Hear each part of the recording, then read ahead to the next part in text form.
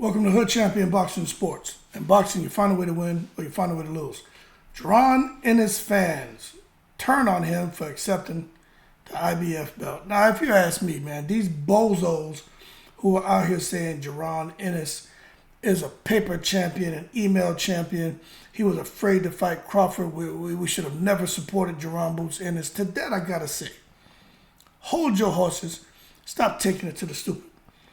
How can anyone blame Jaron Boots Ennis for being awarded the IBF belt?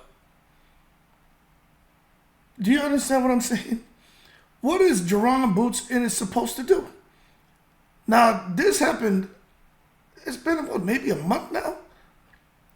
People still out here talking about it? The only reason I'm doing a video on it because I saw some of his fans were like, hey, we're not supporting him no more. He didn't fight Bud.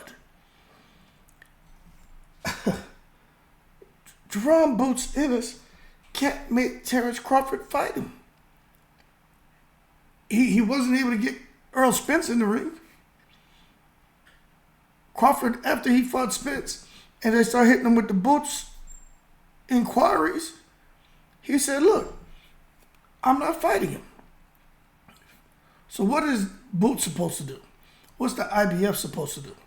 Now, I still think they needed, that ruling got a little bit funky because Crawford beat Spence, and all of a sudden now the time that accrued on Boots being in a mandatory position, that doesn't reset.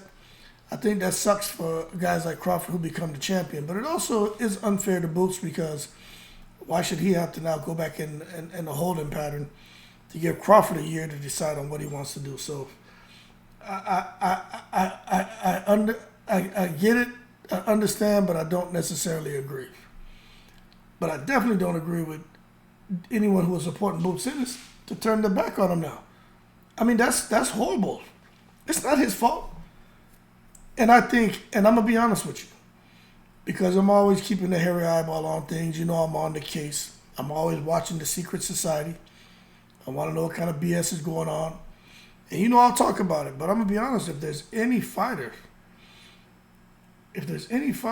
across all these weight divisions who deserve a belt, probably Jaron Ennis and David Benavidez. Jaron Ennis deserves to have been given that belt because of what he's been doing, and just anyone with a trained boxing I can see. I don't see nobody at 147 beating that man. So he deserved that belt. David Benavidez, when you look at him at 168, he deserved for them to take them belts from Canelo and give him them goddamn belts. If Canelo ain't gonna fight him, take the belts from him and give them to David Benavidez. But when you see guys who are out there putting in the work and obviously levels above their competition, I mean, and they end up in a situation where they're like, okay, hey, fella, here's the belt. I think they should be cut some slack, especially when they were trying to fight the champion. You can't fault Jaron Boots Ennis for that.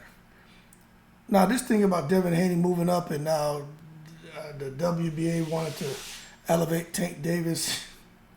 Tank wasn't thinking, Tank didn't want none of that crap. See, those circumstances are different. Tank wasn't there, at a mandatory position for a long time and trying to fight and doing and trying to go to court and get an opportunity. Man, that's different.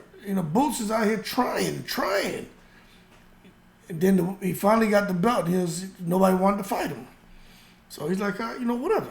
And now it just gives him a little bit more control when he starts to go into negotiations. So, I don't know. I just think people need to just sit back and just chill out, man. And really just have an open mind. And Jaron Boots in his case in particular, have an open mind, man. Okay? He got his title. He more than deserved it. I personally think he's going to become undisputed in the 147-pound division. I don't think anyone beats him. Even though people are saying Devin Haney would beat Boots Ennis. To that I say, let's not take it to the stupid. Devin Haney, maybe it makes the fight, maybe it's a bit interesting for a little while, but I just think at some point in time, whether it's round 1 or round 12, Boots Ennis shows a lot of separation and he wins either knockout or decision. But that being said, man, y'all leave your comments below. You guys think I'm wrong for disagreeing with those fans who turned their back on Jaron Boots Ennis because he was basically, mailed a belt? It's not his fault. You can't fault him, man. And he didn't want to win it that way. He wanted to scrap. And he's still trying to scrap with anybody, but in particular, Terrence Crawford and Earl Spence. He's not like just because they got a rematch and they may be at 154, he's not saying, well, look, the ship sailed. He's like, no, let me do my work here and I'm going to go after them. And if an opportunity presents itself sooner, I'll go after them immediately. So Boots Ennis isn't here to play games. He's here to put work in. But, fans are going to be how they are, man, fickle as they want to be. But that being said, y'all leave your comments below. Let me know what you think. I think they should cut this man some slack. And I think next year should be a great year for him. I think he should be smart with who he chooses to work with. And I think he has a great opportunity, man, to become undisputed at 147. But he's got to stay active and, be careful of those mandatories with the IBF because he could find himself pigeonholed and doing a whole bunch of fighting for the IBF and missing out on some unifications. Keep cool. I'm in the breeze.